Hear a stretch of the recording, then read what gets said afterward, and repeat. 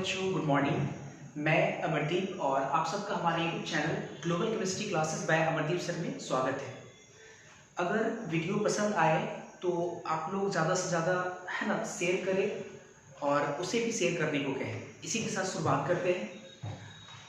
Last की lecture में हम लोग नोमेनक्लेचर के बारे में जाने कि नोमेनक्लेचर क्या होता है। नोमेनक्लेचर का सिंपल अर्थ होता है क्या, नेम। नोमेनक्लेचर का सिंपल अर्थ क्या है, नेम। और ऑर्गेनिक केमिस्ट्री में किसी भी कंपाउंड का दो तरह का नाम हो सकता है। एक को हम लोग कहते हैं कॉमन नेम, एक को हम लोग बोलते हैं आईपीसी नेम। कॉमन नेम किसी फिक्स रूल पे आधारित नहीं होता है, बल्कि उस कॉमन नेम जो है ना, वो जहाँ से मिलता है उसके पैरेंट सोर्स के नाम के आधार पे उस कंपाउंड का नामकरण किया जाता है। जबकि आईपीसी नोमेनक्लेचर पूरी तरह से फिक्स रूल पे आधारित होता है और ये जो फिक्स रूल है वो आईपीसी सिस्टम के द्वारा लागू होता है। ठीक है, तो अब सबसे पहले हम लोग आईपीसी नोमेनक्लेचर देखेंगे, आईपीसी नोमेनक्लेचर, और फिर बाद में हम लोग देखेंगे कॉमन नेम। अब ऑब्वियस है आईपीसी नोमेनक्लेचर और कॉमन नेम को अगर देखा जाए तो अंदाजा आप लगा सकते हो कि आईपीसी नोमेनक्लेचर जो कि फिक्स रूल पे बेस्ड होता है, फिक्स रूल पे बेस्ड होने के कारण, आईपीसी सिस्टम के द्वारा लागू होने के कारण वो चीज़ें हमारे लिए काफ़ी ज़्यादा इंपॉर्टेंट है। तो हम लोग पूरी तरह से अब हम लोग फोकस करेंगे आईपीसी नोमेनक्लेचर पे। तो एक सबसे बड़ा हेडिंग लगा लेंगे पहले, आईपीसी नोमेनक्लेचर। ठीक है, आईपीसी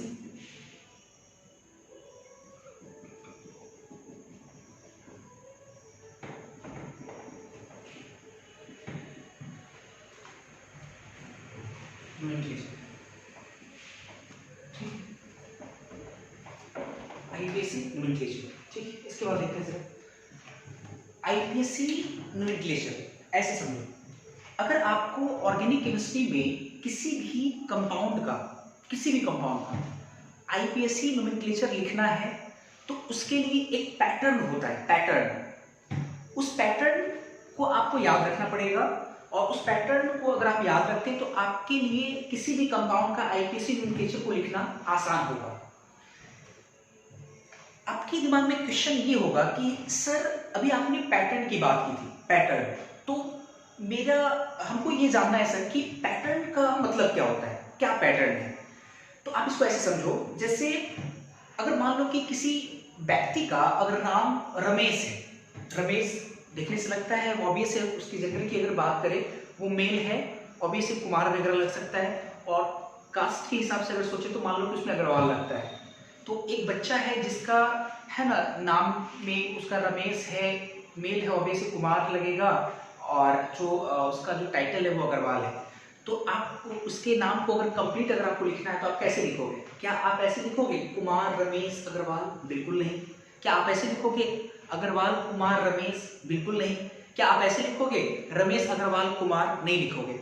आपके दिमाग में तुरंत आ जाता है पैटर्न रमेश कुमार अग्रवाल, क्योंकि आप पहले से जानते हो कि फर्स्ट नेम पहले, मिडिल नेम बाद में, और लास्ट में लास्ट नेम लास्ट नेम। ठीक है, तो फर्स्ट नेम में आप उसका नाम लिखते हो, मिडिल नेम में मेल के अकॉर्डिंग कुमार या कुमारी लिखते हो, और लास्ट नेम में हम लोग क्या करते हैं उसके टाइटल्स को लिखते हैं। ये दिमाग में मेरा है ना, कहीं ना कहीं हम लोग के दिमाग में ये पैटर्न बैठा हुआ है। इसलिए हम लोगों को किसी भी लोगों का अगर नाम लिखना है कंप्लीट नाम, तो हम लोग को समझ में आ जाता है कि पहले कौन आएगा, बीच में कौन आएगा, बाद में कौन आएगा। उसी प्रकार ऑर्गेनिक केमिस्ट्री में भी जो कंपाउंड है उस कंपाउंड के आईपीसी नोमेनक्लेचर को लिखने के लिए एक पैटर्न दिया गया है, एक पैटर्न। वो पैटर्न क्या होता है पहले समझते हैं। ये पैटर्न जो है वो आपका पैटर्न है 2 1 0 1 2। ये पैटर्न दिया गया है। इस 2 का मतलब होता है 2 डिग्री प्रीफिक्स, 2 डिग्री प्रीफिक्स। ये 1 का जो मतलब होगा, 1 का मतलब होता है 1 डिग्री प्रीफिक्स। प्रीफिक्स मतलब जो पहले लगता है, प्रीफिक्स कहते हैं। 2 मतलब 2 डिग्री प्रीफिक्स, 1 डिग्री प्रीफिक्स। ये और ओ है, ओ का मतलब होता है वर्ड रूट, वर्ड रूट या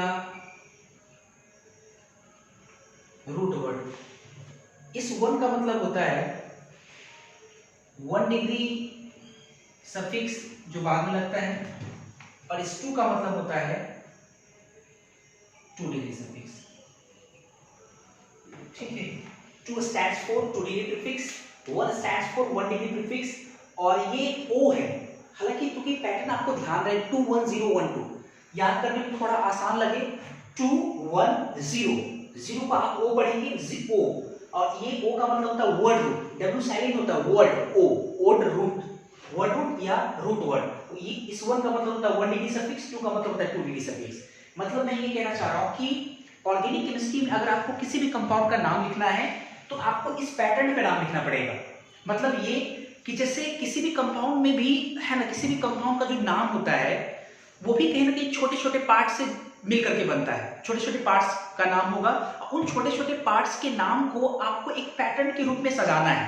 जैसे एक आदमी का नाम आप याद करो रमेश है ना, मेल के अकॉर्डिंग कुमार और उसमें टाइटल अग्रवाल था, तो आप उसको एक पैटर्न के अकॉर्डिंग सजा दिए, first name middle name last name. उसी प्रकार मैं ये कहना चाह रहा हूं कि ऑर्गेनिक केमिस्ट्री में कंपाउंड में भी छोटे छोटे पार्ट्स का नाम होता है और उस पार्ट्स के नाम को आपको एक पैटर्न के अकॉर्डिंग सजाना है, और ये पैटर्न आपका है 2 1 0 1 2। आप यकीन मानिए ये पैटर्न जो है ना, आपके लिए रामबाण का काम करेगा। रामबाण मतलब ये एक ऐसा रामबाण है जिसका आपको यूज करना है कब, जब आपको किसी कंपाउंड का नाम लिखना है। और अगर आपको नाम लिखना है तो आपको नाम लिखने के क्रम में इस बात को ध्यान देना पड़ेगा कि सबसे पहले हम लोग लिखेंगे 2 डिग्री प्रीफिक्स, उसके बाद लिखेंगे 1 डिग्री प्रीफिक्स, उसके बाद लिखेंगे वर्ड रूट, उसके बाद लिखेंगे 1 डिग्री सफिक्स, और लास्ट में लिखेंगे 2 डिग्री सफिक्स। हाँ, इस बात का भी ध्यान रखिए, बच्चे के दिमाग में एक क्वेश्चन ये भी आता है कि सर ऐसा जरूरी थोड़े है कि किसी भी कंपाउंड के नाम में जो छोटा छोटा जो है ना, छोटा छोटा जो पार्ट है, जरूरी थोड़े कि सारे पार्ट्स उसमें दिए रहे। जैसे आप ऐसे समझो, क्या जरूरी थोड़े है कि सब लोग रमेश कुमार अग्रवाल लिखता हो? कुछ लोग ऐसे भी होंगे जो मिडिल नेम इस्तेमाल नहीं करते हो, तो आप डायरेक्ट क्या करते हो, रमेश अग्रवाल लिखते हो, है कि नहीं? या हो सकता है कुछ लोग टाइटल नहीं लगाते हैं तो आप रमेश और मिडिल नेम उसका है ना, मेल या फीमेल के अकॉर्डिंग आप उसका कुमार या कुमारी लगा देते हो, तो रमेश कुमार लिख के छोड़ देते हैं। तो मेरा ये कहना है कि अगर मान लो किसी कंपाउंड में अगर मान लो कि 2 डिग्री प्रीफिक्स है किसी कंपाउंड में, तो 2 डिग्री प्रीफिक्स पहले लिखिए। अब मान लो 1 डिग्री प्रीफिक्स है ही नहीं, तो हम लोग ढूंढने की कोशिश नहीं करेंगे, ढूंढे नहीं मिला, है नहीं, तो क्या करेंगे, इसको छोड़ देंगे, इसको छोड़कर बीसी दिया, इसको छोड़ दिए, फिर उसके बाद वर्ड रूट दिया हुआ है, अगर वर्ड रूट उसमें है तो वर्ड रूट लिखेंगे। अगर मान लो 1 डिग्री सफिक्स नहीं दिया हुआ है तो छोड़ देंगे, फिर 2 डिग्री सफिक्स दिया हुआ है तो लिखेंगे, ऐसे करके, है ना। तो ये पैटर्न काफी ज्यादा इंपॉर्टेंट है, 2 1 0 1 2, ये ध्यान रखना है आपको। मेरा ख्याल है कि आपको ये चीजें जरूर समझ में आया होगा। अब इसके बाद समझते हैं जरा। अब इसके बाद हमारे लिए ये जानना इंपॉर्टेंट हो गया कि सर ये तो समझ में आ गया कि 2 1 0 1 2 हम लोग लिखेंगे, 2 1 0 1 2 के अकॉर्डिंग नाम लिखेंगे, लेकिन हमारे लिए ये जानना इंपॉर्टेंट हो गया कि सर 2 डिग्री प्रीफिक्स आखिर है क्या? आखिर ऐसा क्या क्या चीज है ना, ऐसी क्या क्या चीज है जो कि 2 डिग्री प्रीफिक्स के अंतर्गत आता है? ऐसी क्या क्या चीज है जो 1 डिग्री प्रीफिक्स के अंतर्गत आता है? ऐसा क्या है या कौन है जिसको हम लोग वर्ड रूट कहते हैं, है ना? ऐसी क्या चीज है जिसको हम लोग 1 डिग्री सफिक्स कहते हैं? क्या ये तो आपके मन में दिमाग में क्वेश्चन आ रहा होगा। तो सबसे पहले हम लोग जानेंगे, एक एक करके समझेंगे। सबसे पहले हम लोग जानेंगे 2 डिग्री प्रीफिक्स। तो पहले आप इसको नोट करें, मैं इसको मिटा रहा हूं, फिर हम लोग जानेंगे 2 डिग्री प्रीफिक्स। ध्यान रखिए ये रामबाण का काम करेगा आपके लिए। मैं इसको मिटा रहा हूं। तो सबसे पहले अब हम लोग इसमें देखेंगे 2 डिग्री प्रीफिक्स, ठीक है। देखते जरा 2 डिग्री प्रीफिक्स।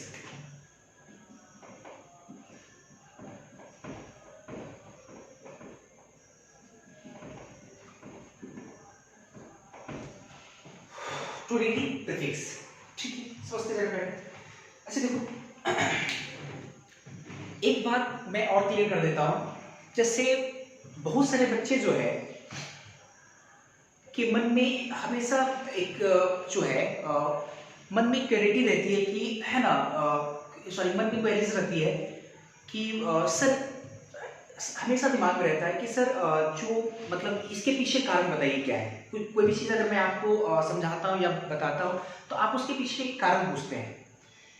आप आईपीसी नोमेनक्लेचर में, है ना, आप कोशिश करो कि उसके काउज को नहीं जानो, आप कारण को नहीं जानो, क्योंकि आईपीएससी जो एक सिस्टम है ना, उन्होंने जितने भी नियम बनाए हैं उस नियम के पीछे, है ना, उसका कारण नहीं जानना अपने को। उस नियम के पीछे उसका मोटिव जानना है, उसका मकसद जानना है। हमें ये नहीं जानना है कि क्यों एक कार्बन को हम लोग मिथ कहते हैं। आप लोग 19th क्लास में इतना जरूर पढ़े होंगे, एक कार्बन को मिथ कहते हैं, 2 कार्बन को ईथ कहते हैं, 3 कार्बन को प्रोप कहते हैं, ऐसा कुछ पढ़े होंगे। तो आप ये मत जानो कि सर एक कार्बन को मिथ क्यों कहते हैं, क्यों नहीं एक कार्बन को ईथ कहा गया, ये नहीं जानना है आपको, है ना। क्योंकि आईपीसी सिस्टम के द्वारा ये नियम बनाया गया है, तो आप एक कार्बन को मिथ कहते हैं, ये सिर्फ आपको जानना है कि एक कार्बन को मिथ कहते हैं। इसके पीछे मोटिव जानना है आपको, कारण नहीं जानना है। हाँ, जितने भी नियम मैं आपको समझाऊंगा उस नियम के पीछे उसके कारण क्या है, क्यों वहां पे नियम बनाने की जरूरत पड़ी, हाँ उसके पीछे मैं आपको मोटिव समझाऊंगा, कारण आपको बिल्कुल नहीं जानना है। इस बात का हमेशा ध्यान रखें। अभी मैं आपको टू डी प्रीफिक्स पढ़ा रहा हूँ, बहुत सारी चीजें टू डी प्रीफिक्स के अंतर्गत आएगा, तो दिमाग में ये नहीं लगाना है सर टू डी प्रीफिक्स में यही सब क्यों आया, ये सब टू डी सफिक्स में क्यों नहीं आया, है ना। तो ऐसी बेवजह की चीजों को आपको नहीं जानना है। आप यकीन मानो कि आपको अगर नोमेनक्लेचर अच्छे से सीखना है तो थोड़ा कॉपरेट करने की जरूरत है आप लोगों को, है ना, सीखने की जरूरत है आप लोगों को, खुद से सीखने की जरूरत है ना। देखते हैं two degree prefix, two degree prefix में क्या क्या आता है देखते हैं। सबसे पहले बहुत सारे टू डिग्री प्रीफिक्स आता है। सबसे पहले फ्लोरो, सिंगल बॉन्ड एफ, इसको हम लोग क्या बोलते हैं, फ्लोरो। फ्लोरो हैलोजन परिवार से चारों का चारों आता है, एफ सिंगल बॉन्ड, फ्लोरो सिंगल बॉन्ड Cl, इसको हम लोग क्या बोलेंगे, क्लोरो सिंगल बॉन्ड Br, इसको हम लोग बोलते हैं ब्रोमो सिंगल बॉन्ड I, इसको हम लोग बोलते हैं आइडो। हाँ, ये मैं थोड़ा सा नाम समझाता हूँ आपको जरा कि ये नाम फ्लोरो क्लोरो ब्रोमो आइडो ये क्या है। कई बार बच्चे नाम में कंफ्यूज रहते हैं, पता नहीं कभी फ्लोरीन एफ को फ्लोरीन बोलते हैं, कभी फ्लोराइड बोलते हैं, कभी फ्लोरो बोलते हैं, है ना। छोटी छोटी बातें ही सीखना है अपने को, और कई बार मैं कह रहा हूँ कि छोटी छोटी बातें ही काफी इंपॉर्टेंट है। इन सारी चीजों को ध्यान से समझना पड़ेगा। जैसे आप ऐसे समझो, एफ को आप कई नामों से पुकारते हैं, एफ को फ्लो एफ, है ना, जिसका एटॉमिक नंबर 9 होता है, एफ को आप कई नाम से पुकारते हैं। जैसे एफ को हम लोग बोलते हैं फ्लोरो, भी कभी बोलते हैं फ्लोरो, है ना। एफ को कभी फ्लोराइड बोलते हैं, फ्लोराइड IDE, और एफ को कभी फ्लोरीन भी बोलते हैं, है ना। तो डिपेंड करता है कि सर ये जो नाम है किस कंडीशन में कौन से नाम को हम लोग, है ना, जानेंगे या पुकारेंगे उसको। आप ऐसे समझो, अगर नॉर्मल एफ है, सिर्फ एफ है या F2 है, एफ या F2 है, तो आप उस कंडीशन में फ्लोरीन बोल सकते हैं। हाँ, अगर ज्यादा अब उन दोनों डिफरेंशिएट करना है तो अगर F है तो आप फ्लोरीन एटम बोलेंगे, अगर F2 है, F2 तो वो फ्लोरीन का मॉलिक्यूल है, या आप फ्लोरीन गैस बोल सकते हैं आप उसको, है ना, फ्लोरीन गैस। अच्छा, और अगर F पर माइनस रहे, F पर क्या रहे, माइनस रहे, तो माइनस के लिए जितने भी माइनस वाले, है ना, एनायन, सॉरी जितने भी माइनस लगा हुआ जो भी आपका आता है रेडिकल्स, माइनस वाला रेडिकल, उस माइनस के रेडिकल जो है वो 3 तरह के सफिक्स से खत्म होता है, 3 तरह के सफिक्स से, है ना। सफिक्स जो लास्ट में लगता है जिसको हम लोग बोलते हैं उपसर्ग, आप पढ़े होंगे 9th क्लास में। तो जैसे वो 3 चीजों से खत्म होता है, आइड IDE, आइड ITE और एट ATE। जैसे आप याद करो ना, जैसे हम लोग पढ़ते हैं, है ना, sulphide IDE, sulphite ITE, sulphate SO4 पे डबल माइनस सल्फेट, है ना, सल्फाइड SO3 पे डबल माइनस सल्फाइड, S पर डबल माइनस सल्फाइड। तो कहीं ना कहीं जितने भी माइनस वाले रेडिकल है ना, वो माइनस वाले जो रेडिकल है वो कहीं ना कहीं आइड से खत्म होता है, आइड या एट से खत्म होता है। तो फ्लोरीन पर अगर F पर सिंगल माइनस है तो आप उसको हम लोग बोलेंगे फ्लोराइड, जरूर आपने पढ़ा होगा। जैसे सोडियम फ्लोराइड आप NaF बोलते हो, NaF सोडियम फ्लोराइड, है ना। तो इसका मतलब कि कहीं ना कहीं NaF में Na प्लस है, F पर सिंगल माइनस है, तो F पर सिंगल माइनस के लिए आप फ्लोराइड बोलते हैं, तो सोडियम फ्लोराइड बोल रहे हो उसको, है ना। तो F रहेगा तो फ्लोरीन एटम, F माइनस रहेगा तो उसको फ्लोराइड, और F लगा करके अगर एक फ्री वैलेंसी दिया हुआ है, F के साथ अगर एक फ्री वैलेंसी है तो इसको हम लोग बोलते हैं फ्लोरो। तो ये फ्लोरो, ये क्लोरो, ये ब्रोमो, ये आइडो, ये 4 जो है टू डिग्री फेस के अंतर्गत आता है। मैं ये नहीं कह रहा सिर्फ ये 4, और भी ऐसे आएंगे, बहुत सारे ऐसे, है ना, ग्रुप्स मिलेंगे जो कि टू डिग्री प्रीफिक्स के अंतर्गत आएगा। तो अभी तो ये 4 हो गया, याद रखना है, दिमाग में इसको छापना भी है। 4 कौन सा, फ्लोरो, क्लोरो, ब्रोमो, आइडो, ये 4 तो याद रहेगा। अब 4 nitrogen containing compound, 4 nitrogen containing compound लेते हैं, साथ ही साथ क्या भी करना है, 4 कौन सा देखते हैं जरा। एक होता है नाइट्रो, सिंगल बॉन्ड NO2, इसको हम लोग क्या बोलते हैं, नाइट्रो। थोड़ा सा इसकी बॉन्डिंग की बात कर लेते हैं, क्योंकि नाइट्रो और नाइट्राइटो, बढ़िया से, नाइट्रो और नाइट्राइटो दोनों का मॉलिक्यूलर फॉर्मूला सेम है, लेकिन उसके स्ट्रक्चर में अंतर है, और स्ट्रक्चर में अंतर होने की वजह से किसी एक को हम लोग बोलते हैं नाइट्रो, किसी एक को बोलते हैं नाइट्राइटो। समझते जरा क्या, जैसे नाइट्रो जो आपका है, नाइट्रो में समझते हैं ऐसे, जैसे देखो तुम लोग 9th 10th के स्टूडेंट हो, इतना तो जरूर समझ में आता हो कि कार्बन 4 बॉन्ड बनाता है ना, नाइट्रोजन 3 बॉन्ड बनाता है, हाँ नाइट्रोजन 4 भी बॉन्ड बना सकता है जब उसमें प्लस चार्ज हो, ऐसा आप लोगों ने जरूर पढ़ा होगा। क्या देखते हैं जरा, तो नाइट्रोजन एक तो फ्री वैलेंसी है, तो नाइट्रोजन से देखो एक फ्री वैलेंसी लगा दी, मतलब नाइट्रोजन का एक बॉन्ड तो चलो क्लियर हो गया। अब 2 ऑक्सीजन है, एक ऑक्सीजन 2 बॉन्ड बनाता है, तो एक ऑक्सीजन को 2 बॉन्ड यहां बना दी है ना, नाइट्रोजन डबल बॉन्ड ऑक्सीजन। अब देखो यहाँ पे एक नाइट्रोजन एक ऑक्सीजन मिल करके है ना, कंप्लीट जितना बॉन्ड का रिक्वायरमेंट है उसके हिसाब से वो फिक्स्ड है यहाँ, मतलब आराम से मतलब कि हो जा रहा है। जैसे ऑक्सीजन 2 बॉन्ड बनाता है, 2 बॉन्ड बन गया, नाइट्रोजन 3 बॉन्ड बनाता है, 2 1 3, लेकिन एक ऑक्सीजन को तो इसके साथ ही जुड़ना है, वो तो हवा में रहेगा नहीं, तो भाई वो ऑक्सीजन कैसे जुड़ेगा। मैं थोड़ा सा बॉन्डिंग समझाता हूँ, थोड़ा बहुत आप लोग 10th क्लास में जरूर पढ़ा होगा, थोड़ा बहुत कोऑर्डिनेट बॉन्ड वगैरह तो याद होगा, नहीं तो फिर देखते हैं। जैसे ऑक्सीजन, बढ़िया सीखिए जरा ऑक्सीजन। अब देखो क्या है कि इतना जरूर समझ में आना चाहिए कि नाइट्रोजन के पास एक लोन पेयर है, लोन पेयर है, याद होगा आपको, नाइट्रोजन के पास आउटरमोस्ट ऑर्बिट में 5 इलेक्ट्रॉन, 5 में 3 इलेक्ट्रॉन जो है, 1 इलेक्ट्रॉन 2 इलेक्ट्रॉन 3 इलेक्ट्रॉन से बॉन्ड बनाया, 5 में 3 खर्च किया तो 2 बचेगा, 2 से मिलकर के एक लोन पेयर, इलेक्ट्रॉन कॉन्बिनेशन जो है 1 है, ठीक है यहाँ पे। अच्छा ऑक्सीजन के पास कितना होता है, ऑक्सीजन के पास आउटरमोस्ट ऑर्बिट में 6 इलेक्ट्रॉन। अब इसको आपने कंप्लीट करना है ना। अब देखो जरा होगा क्या यहाँ पे, बढ़िया से नजर यहाँ पे होगा क्या कि ऑक्सीजन के पास 6 इलेक्ट्रॉन है और नाइट्रोजन के पास 8 है, कैसे 2 2 4 2 6 और 2 8। अब करता क्या है नाइट्रोजन कि ऑक्सीजन के पास जो 6 इलेक्ट्रॉन है ना, नाइट्रोजन के पास ये जो 2 लोन पेयर है, सॉरी 1 लोन पेयर है, नाइट्रोजन अपना इस लोन पेयर में से 1 इलेक्ट्रॉन ऑक्सीजन को देता है, ऑक्सीजन को दे दिया तो नाइट्रोजन के पास कितना इलेक्ट्रॉन बचा, 1, नाइट्रोजन के पास 1, ऑक्सीजन को 1 दे दिया।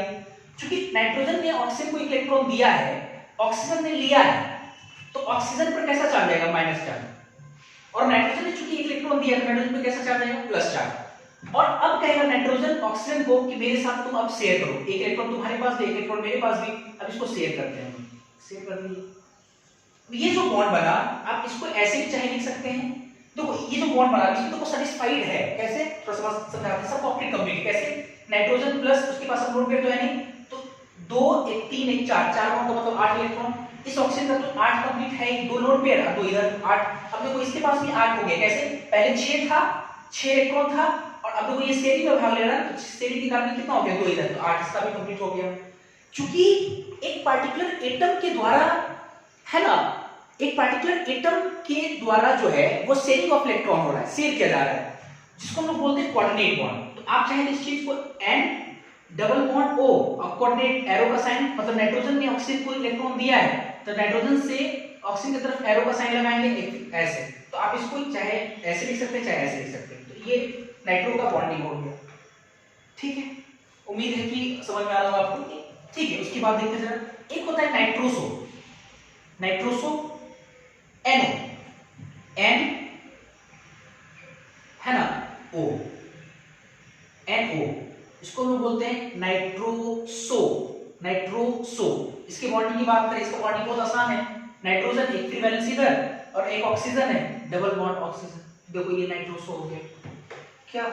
इसके बाद होता है, एक होता है नाइट्राइटो, तो ONO या शॉर्टली NO2 भी लिखा रहेगा, इसको क्या हम लोग बोलेंगे, नाइट्राइटो, TRITO, नाइट्राइटो, नाइट्राइटो। इसकी बॉन्डिंग की बात करते हैं, जरा इसकी बॉन्डिंग को देखते हैं, तो इसकी बॉन्डिंग थोड़ा बढ़िया समझना, ये free valency O, nitrogen double bond oxygen, ये होता है ऐसे। ऑक्सीजन 2 बॉन्ड बनाता है, देखो 2 बॉन्ड बना रहा है, नाइट्रोजन 3 बनाता है, 3 बना रहा है, ऑक्सीजन 2 बनाता है, देखो ऑक्सीजन बना रहा है, इस तरह से बॉन्डिंग है। एक होता है नाइट्रोजन से ही रिलेटेड, जिसको हम बोलते हैं डायएजो, किसको बोलते हैं, N2 पर सिंगल प्लस और फ्री वैलेंसी, N2 पर सिंगल प्लस, इसको हम लोग क्या बोलेंगे, डाइएजो। शुरुआत में आपको जानना है, सीखना है, ध्यान रखना है इन चीजों को।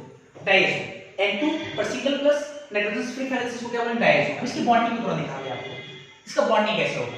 नाइट्रोजन 3 बॉन्ड बनाता है नॉर्मल कंडीशन में, नाइट्रोजन पे अगर प्लस चार्ज है तो वो कितना बॉन्ड बनाएगा, 4 बॉन्ड। तो देखो जरा अच्छे से N2 पे प्लस है तो इसका मतलब नाइट्रोजन एक बॉन्ड तो ऐसे लगा दिए और एक दूसरा नाइट्रोजन है, एक नाइट्रोजन चलो ऐसे लगा दिए। अब क्या है, एक प्लस भी है, देखते जरा बॉन्डिंग के हिसाब से मेंशन करते हैं पहले। जैसे मान लो कि एक बॉन्ड है ऐसे लगा है एक और।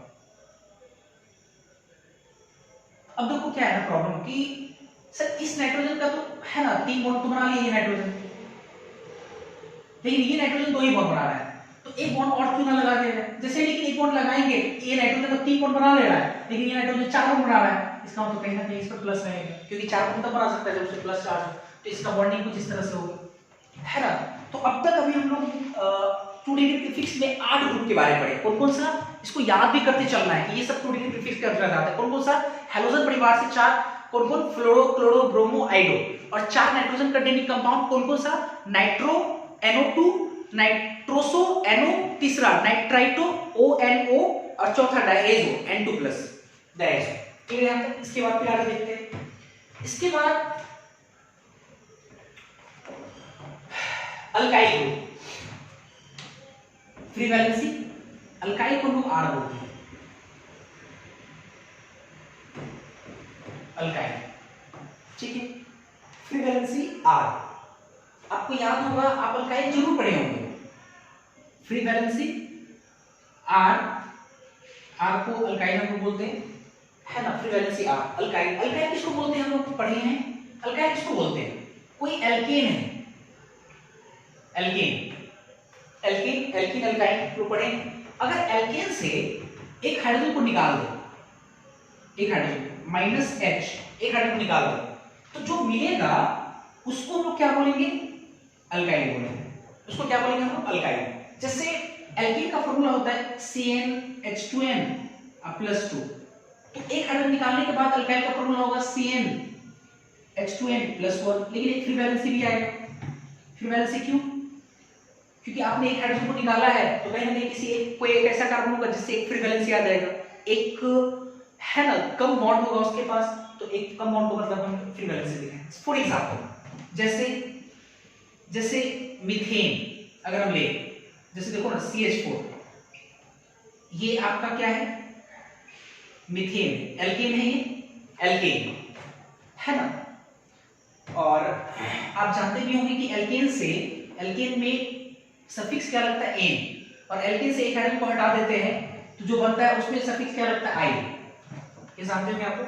मीथेन से अगर हम लोग एक हाइड्रोजन को निकाल दें -H, तो क्या मिलेगा हमको, CH3, एक का हाइड्रोजन CH3 और कार्बन C। तो इसको हम लोग क्या बोलेंगे, इसको मीथेन नहीं बोलेंगे, इसको अब क्या बोलेंगे हम लोग, मिथाइल। इसको हम लोग बोलेंगे अब मिथाइल। तो 2 डिग्री प्रीफिक्स जो है आपका वो एल्काइल है, आपका मीथेन नहीं है, आपका मिथाइल क्या है, 2 डिग्री प्रीफिक्स है। 2 डिग्री प्रीफिक्स जो है ये आपका नहीं है मीथेन, मीथेन 2 डिग्री प्रीफिक्स नहीं है, क्या है आपका, मिथाइल। 2 डिग्री प्रीफिक्स आपका क्या है, मिथाइल है ना। तो अब इसमें थोड़ा सा अच्छे से समझते हैं। जैसे इतना समझ में आ रहा है कि जैसे ये आपका, इसी में हम लोग देख रहे हैं, जैसे मान लो कि अगर हम बात कर रहे हैं, है ना, पहला चलो इसी में ले लेते हैं। जैसे अगर मान लो CH4 अभी CH4, तो कार्बन बढ़िया समझना है, CH4 जो कि मीथेन है, एक कार्बन 4 हाइड्रोजन से जुड़ा हुआ है, 4 हाइड्रोजन से। तो मेरा ये सवाल है कि अगर हम एक हाइड्रोजन को हटा करके अल्काइल ग्रुप बना सकते हैं, तो ऐसे कितने पॉसिबल तरीके हैं जिससे कि हम अलग अलग तरह का मिथाइल ग्रुप बना सकते हैं। फिर से एक बार मैं कह रहा हूं कि कार्बन से 4 हाइड्रोजन जुड़ा हुआ है, 4 हाइड्रोजन, आप एक हाइड्रोजन को हटाइएगा तो क्या बनेगा, उससे अल्काइल ग्रुप बनेगा। तो मेरा ये कहना है कि आप जो हाइड्रोजन को हटाएंगे तो आप हाइड्रोजन को हटा करके ऐसे कितने पॉसिबल अल्काइल जो है आप बना सकते हो। तो मेरा ये कहना है कि आप एक बना सकते हैं। क्यों, क्योंकि जो मीथेन है आपका CH4, CH और इससे आपको एक हाइड्रोजन निकालना है। आप हाइड्रोजन कहीं से भी निकालो, बनने वाला जितने भी मिथाइल होंगे वो सब तो एक ही जैसा होगा। आप यहां से हाइड्रोजन निकालो तो एक कार्बन 3 हाइड्रोजन सिंगल बॉन्ड, आप यहां से निकालो तब भी एक कार्बन 3 हाइड्रोजन सिंगल बॉन्ड। तो मेरा ये कहना है कि मीथेन से आप एक ही तरह का अल्काइल बना सकते हैं। क्या बना सकते हैं? Methyl CH3। मतलब मीथेन से जो मिथाइल है वो एक ही बन सकता है आपका। ठीक है, तो कुछ और इसी में देखेंगे हम लोग अल्काइल में, अभी कुछ और 3-4 एग्जांपल देखते हैं इथेन से, प्रोपेन से, ऐसे करके। तो आप पहले इसको नोट करो, है ना, और फिर हम लोग आगे देखते हैं। इसको तेज से पहले नोट करो।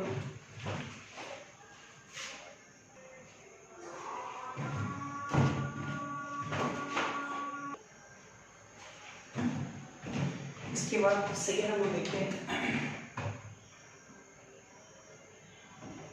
है ना। अभी हम लोग देखें कि अल्काइल जो है वो आपका ट्रिप्लोइडिन में आता है। अल्काइल में हम लोग देखें अभी मिथाइल।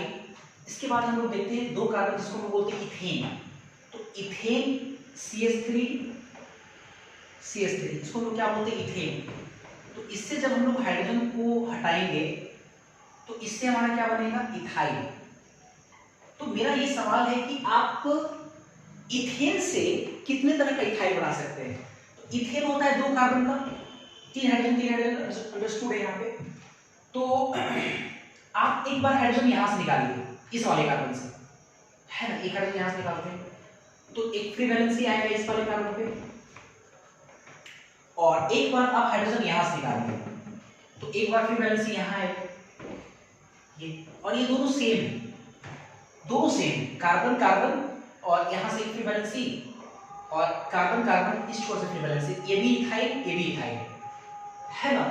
तो ये आपका इथेन से इथाइल में कितना मिल रहा है? आपको एक ही मिल रहा है। तो मिथाइल, इथाइल, ये सब क्या है? सब आपका 2 डिग्री प्रीफिक्स। ठीक, all alkyl groups are 2 degree prefix, sorry all alkyls belongs to the 2 degree prefix. ठीक, देखते जरा। इसके बाद तीसरा लेते हैं example, propane. Propane CH3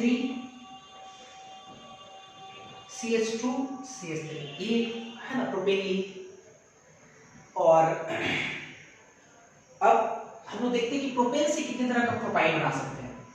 propane से हाइड्रोजन निकालेंगे, प्रोपाइल बनेगा, लेकिन प्रोपेन से कितने तरह का प्रोपाइल बनेगा ये देखते हैं। तो हाइड्रोजन हम लोग यहाँ पे कितने तरीके से निकाल सकते हैं। हालांकि हाइड्रोजन तो 3 3 6 तो 8 है, लेकिन आप 8वां हाइड्रोजन को निकालिएगा, 8 हाइड्रोजन को, तो 8 तरह का प्रोपाइल नहीं बनने वाला है ना, क्योंकि बहुत सारा रिपीटेड होगा, सेम होगा। तो हम देखते हैं, जरा चेक करते हैं। 3 कार्बन है तो हम ऐसे करके स्केलेटन बना लेंगे, पहले 3 कार्बन का, 3 हाइड्रोजन, 2 हाइड्रोजन, 3 हाइड्रोजन, अंडरस्टूड है। ठीक है, अब एक बार हाइड्रोजन यहां से निकालते हैं तो इससे बनने वाला प्रोपाइल आपका कुछ ऐसा होगा, और एक बार हम हाइड्रोजन यहां से निकालते हैं तो इससे बनने वाला प्रोपाइल आपका कुछ ये होगा, और आपको पता है ये दोनों क्या है? सेम। हाँ, एक चीज और है कि अगर हम यहां से निकालें, यहां से तो अगर हम यहां से अगर हाइड्रोजन को निकालेंगे तो इससे जो बनने वाला प्रोपाइल होगा वो कुछ ऐसा होगा। क्या ये कुछ अलग है, इससे हटके है?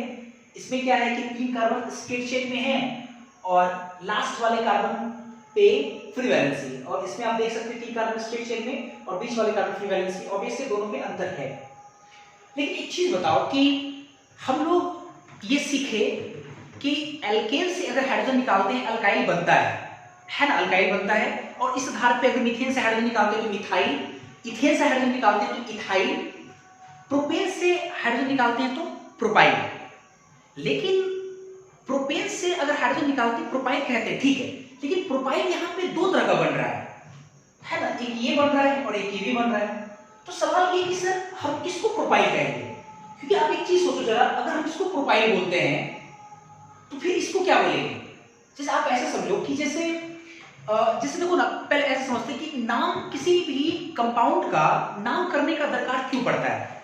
क्यों हम किसी कंपाउंड या किसी व्यक्ति विशेष का हम लोग नामकरण करते हैं? क्यों करते हैं? उसके पीछे रीजन क्या है? उसके पीछे रीजन यही है ना कि आपको डिफरेंशिएट करने में आपको प्रॉब्लम नहीं हो, आपको है ना डिस्टिंग्विश करने में किसी तरह का प्रॉब्लम नहीं हो। जैसे आप ऐसे समझो कि एक क्लासरूम है, बढ़िया समझना, एक क्लासरूम है, उस क्लासरूम में बहुत सारे बच्चे पढ़ रहे हैं, हर बच्चे का अलग अलग नाम है। अगर हमको किसी व्यक्ति विशेष को अगर के बारे में कहना है ना, तो हम उस बच्चे का नाम लेते हैं तो इसका मतलब उसके बारे में कहा जा रहा है। बिल्कुल है, सही है। अच्छा, एक चीज सोचो कि अगर उसी क्लासरूम में उसी नाम का दो बच्चा आ जाता है, जैसे मान लो क्लास में राहुल पहले से पढ़ रहा है, कुछ दिनों के बाद फिर एक राहुल आ गया। अब हम अगर राहुल के बारे में कुछ बोल रहे हैं तो ये कैसे पता चलेगा कि हम किस राहुल के बारे में बोल रहे हैं? तो वहां एक नियम बनाया जाता है। नियम ये बनाया जाता है कि जो राहुल पहले था उसको राहुल 1 बोलेंगे, और जो राहुल बाद में उसको राहुल 2 बोलेंगे। और इसके अलावा भी बहुत सारे हम लोग है ना उसके रंग रूप के आधार पे भी हम लोग कहीं ना कहीं नामकरण करते हैं। थोड़ा लंबा रहता है उसको बोलते हैं लंबा राहुल, लंबू राहुल, है ना। थोड़ा छोटा रहता है, थोड़ा हल्का मान लो काला है तो उसको बोलेंगे काला राहुल, है ना। ऐसे करके हम लोग डिफरेंशिएट करते हैं। तो मेरा ये कहना है कि जैसे अभी आप देख रहे हैं कि प्रोपेन से जब एक हाइड्रोजन को हटाते हैं प्रोपाइल बन रहा है, तो प्रोपाइल यहाँ 2 तरह का बन रहा है। तो आप अगर प्रोपाइल कह रहे हो, है ना, तो आप किस प्रोपाइल के बारे में चर्चा कर रहे हो? ये तो ना तो हमको पता है, आपको पता है, लेकिन हमको नहीं पता और किसी और को भी नहीं पता होगा कि आप किस प्रोपाइल के बारे में बोल रहे हो। तो अगर हमको, चूंकि दोनों में अंतर है, तो हमको प्रोपाइल में चूंकि 2 प्रोपाइल मिल रहा है, तो अब इन दोनों प्रोपाइल को डिफरेंशिएट करने के लिए दोनों का नामकरण करना होगा, दोनों का अलग अलग नाम करना होगा, है ना। और उसका अलग अलग कैसे नाम किया जाता है इसको जरा समझते पहले। और ये भी कहीं ना कहीं आपने पढ़ा होगा, नॉर्मल, है ना, आइसो, नियो, ऐसा कुछ नाम सुने होंगे आप लोग 10th क्लास में, 9th क्लास में जरूर पढ़े होंगे आप लोग। कॉमन नोमेनक्लेचर में, है ना, नॉर्मल पेंटेन, है ना, आइसोपेंटेन, नियोपेंटेन, ऐसा कुछ करके पढ़ते थे हम लोग कभी। तो उसी तरह से इसका नामकरण किया जाएगा। अब देखो जरा समझते हैं पहले। इसमें से इस वाले को हम लोग बोलेंगे नॉर्मल मतलब स्मॉल एन प्रोपाइल। क्या इसको बोलेंगे? Normal propyl.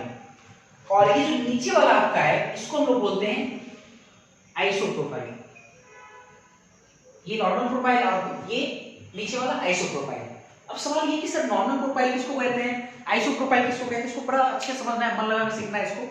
Normal propyl, normal आपको समझना है पहले। नॉर्मल प्रोपाइल आराम से समझ जाएंगे, क्योंकि नॉर्मल को समझना जरूरी है, क्योंकि नॉर्मल से related normal butyl, normal pentyl, normal hexyl, normal heptyl, sorry octyl वगैरह सब चीज आते रहेगा, तो हमको नॉर्मल सीखना है। नॉर्मल का मतलब सिर्फ समझना है आपने को।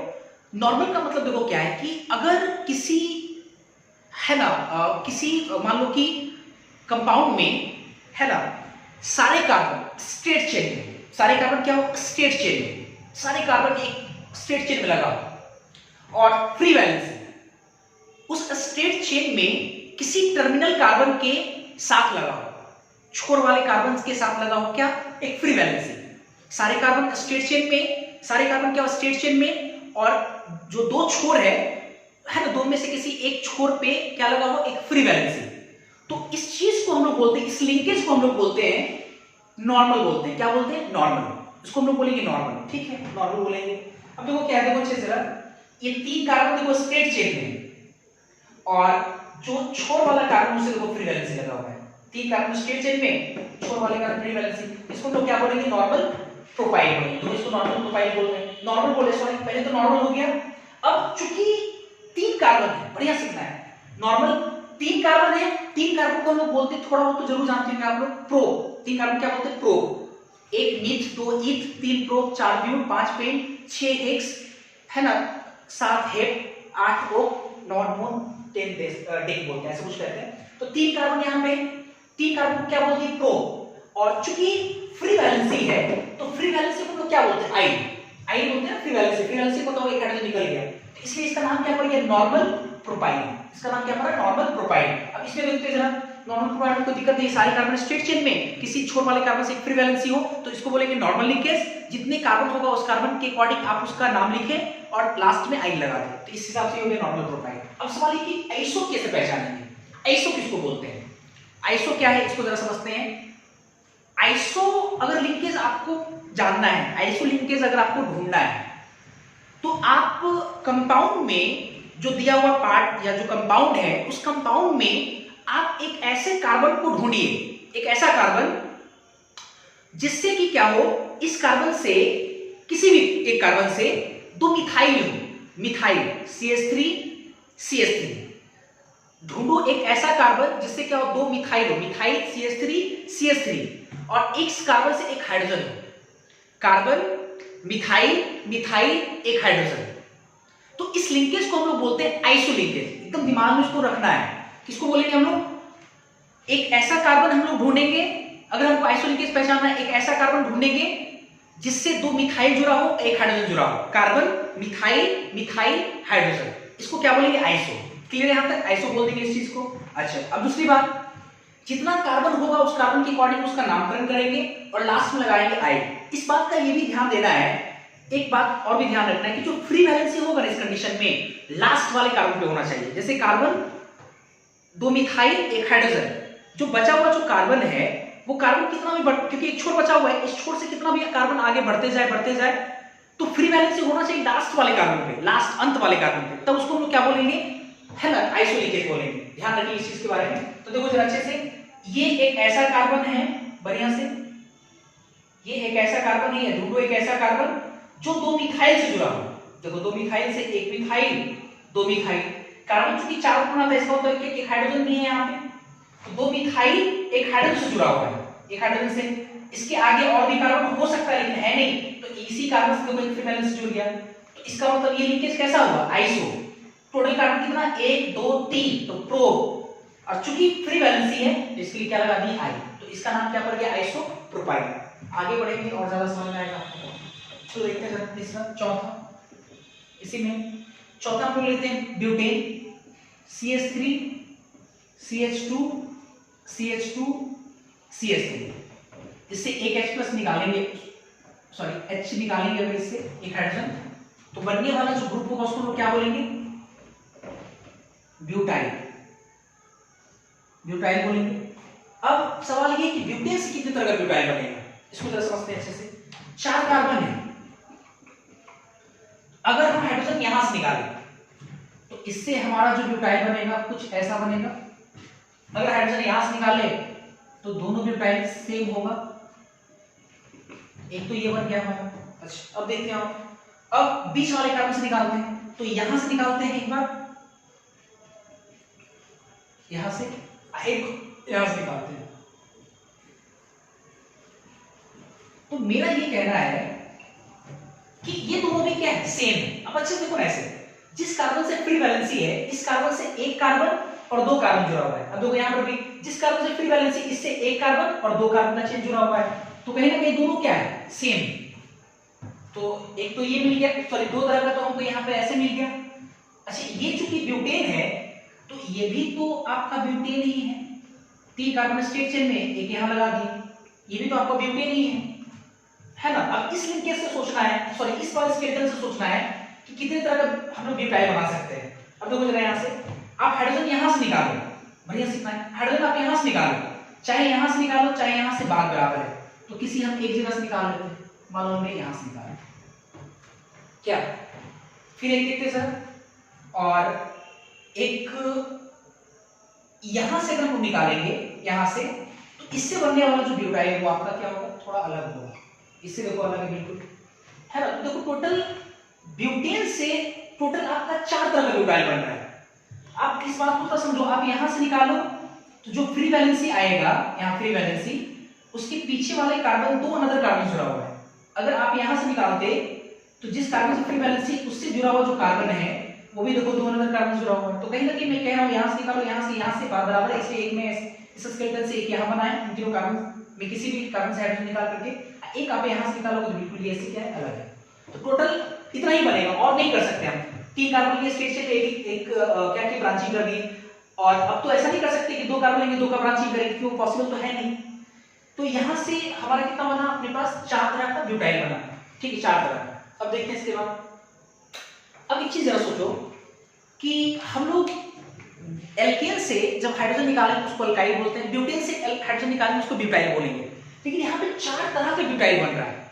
अब ऑब्वियस है यहाँ पे एक नियम बनाने की जरूरत है कि किस ब्यूटाइल को किस नाम से पुकारेंगे, क्योंकि हर जो 4 तरह का जो ब्यूटाइल है, हर तो अपने आप में ब्यूटाइल है।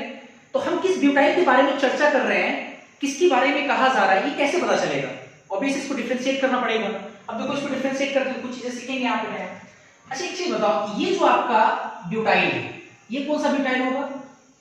ये होगा हमारा नॉर्मल ब्यूटाइल। ये आपका हुआ क्या, नॉर्मल ब्यूटाइल।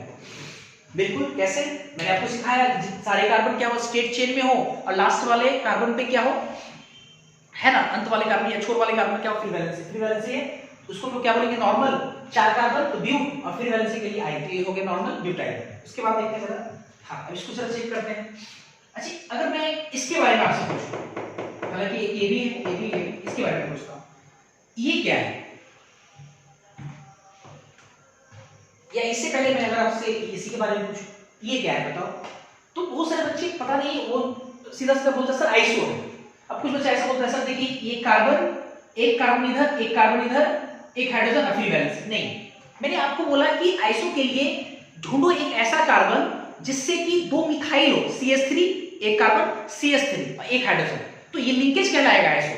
और फिर उसके बाद जो एक और जो फ्री वैलेंसी उससे जुड़ा हुआ है ना, या तो वहां फ्री वैलेंसी हो या तो उससे बहुत सारे कार्बन होते हुए लास्ट वाले कार्बन फ्री वैलेंसी हो, तो उसको हम लोग जाकर बोलते हैं आइसो।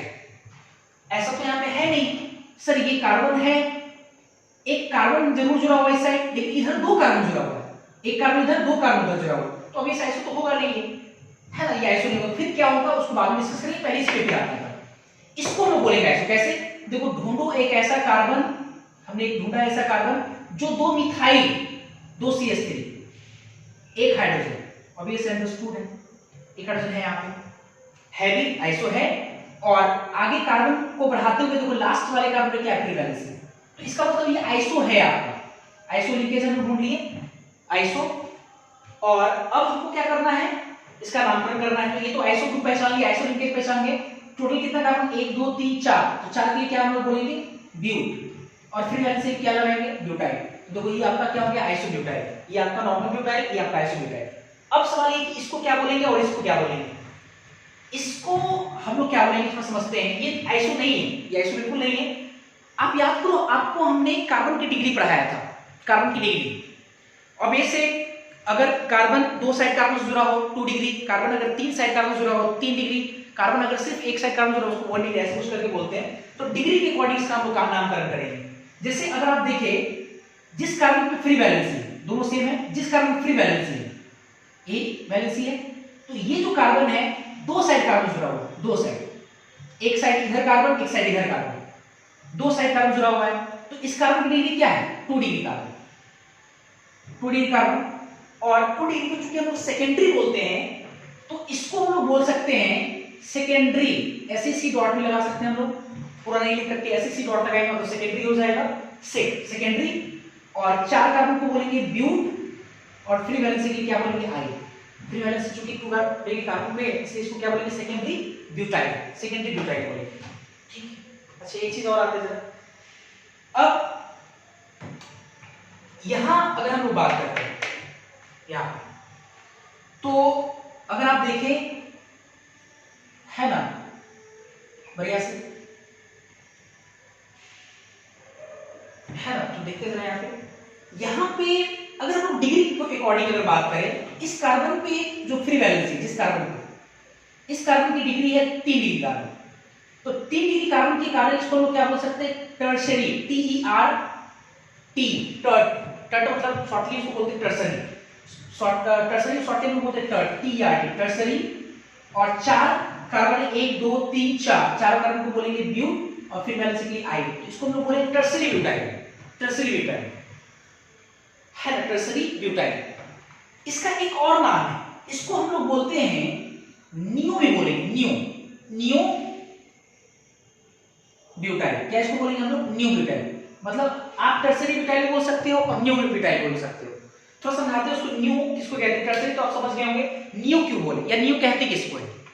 जैसे आइसो है नॉर्मल, आइसो, नियो, इसको जानना बहुत जरूरी है। नॉर्मल सारे कार्बन स्ट्रेट चेन, लास्ट वाले कार्बन फ्री वैलेंसी हो। आइसो एक ऐसा कार्बन जिससे 2 मिथाइल, एक हाइड्रोजन, आइसो लिंकेज बोलेंगे। नियो किसको बोलेंगे, एक ढूंढो एक ऐसा कार्बन जिससे 3 जो है मिथाइल ग्रुप जुड़ा हो, 1 मिथाइल, 2 मिथाइल, 3 मिथाइल, एक कार्बन 3 मिथाइल से जुड़ा हो, एक कार्बन 3 मिथाइल से जुड़ा हो, और इधर वाले कुछ भी हो, है ना, यहाँ फ्री वैलेंसी हो, चाहे बहुत सारे कार्बन होते हुए लास्ट वाले कार्बन फ्री वैलेंसी हो, तो इसको हम लोग क्या बोलेंगे, नियो। तो देखो ऐसी चीज है, ये एक ऐसा कार्बन है जो 3 मिथाइल से जुड़ा हुआ, 1 मिथाइल, 2 मिथाइल, 3 मिथाइल, है ना, 3 मिथाइल से जुड़ा हुआ है, इसका मतलब ये नियो हो गया। और जो कार्बन है इससे बढ़ते हुए कार्बन नहीं, उसी कार्बन पे क्या है आपकी वैलेंसी है, तो ये हो गया नियो, 4 कार्बन के लिए ब्यूट और फिर वैलेंसी के लिए आए, जिसको हम नियो ब्यूटाइल बोलते हैं। अब कुछ बच्चे सोचे सर सवाल मेरे मन में एक ये आ रहा है कि कहेंगे क्या, टर्सरी ब्यूटाइल कहेंगे कि नियो ब्यूटाइल कहेंगे? तो बच्चे एक बात बताते हैं, यहाँ पे प्रॉब्लम नहीं है। जैसे एक बच्चे का अगर 2 नाम हो तो दिक्कत क्या है, हम किसी भी नाम से पुकारेंगे, एक पार्टिकुलर बच्चे ही है ना उसके बारे में कहा जा रहा है, या वही है ना काफी ज्यादा मतलब अटेंटिव रहेगा वो, है ना। अगर एक बच्चे का नाम अगर 2 है तो उसमें कोई प्रॉब्लम नहीं है, लेकिन अगर एक नाम का 2 बच्चा है तो डिफरेंशिएट करने में हमको प्रॉब्लम होगा। तो एक नाम का 2 बच्चा है तो उसको डिफरेंशिएट करना है, तो वहां पे हमको प्रॉब्लम होता है, और इस प्रॉब्लम को समाधान करने के लिए हमको वहां पे नामकरण की जरूरत पड़ती है डिफरेंशिएट करने के लिए, तब तो राहुल 1 राहुल 2 बनाते हैं। लेकिन अगर मान लो एक ऐसा बच्चा है जिसका 2 नाम है, तो हम उसको राम बोले चाहे श्याम बोले, 2 नाम है, राम श्याम है, राम बोले चाहे श्याम बोले, वही बच्चा खड़ा होगा, वही बच्चा अटेंटिव रहेगा क्या। तो यहाँ पे कोई दिक्कत नहीं, टर्सरी ब्यूटाइल बोलो चाहे नियो ब्यूटाइल बोलो, बात सेम है, बात बराबर है। क्लियर है? चौथा ये हो गया। तो यहां से हम लोग सीखे मीथेन से एक मिथाइल मिलेगा, है ना, इथेन से एक तरह का इथाइल मिलेगा, प्रोपेन से 2 तरह का प्रोपाइल मिलेगा, नॉर्मल प्रोपाइल, आइसोप्रोपाइल, हाँ आइसोप्रोपाइल। ब्यूटेन से हमको 4 तरह का ब्यूटाइल मिलेगा, कौन कौन सा? Normal butyl, isobutyl, neo butyl और सेकेंडरी ब्यूटाइल, ऐसे मिलेगा। एक और एग्जांपल आज भर के लिए इतना ही लेते हैं, अगले क्लास में फिर इसका नेक्स्ट एग्जांपल हम लोग देखेंगे, ठीक।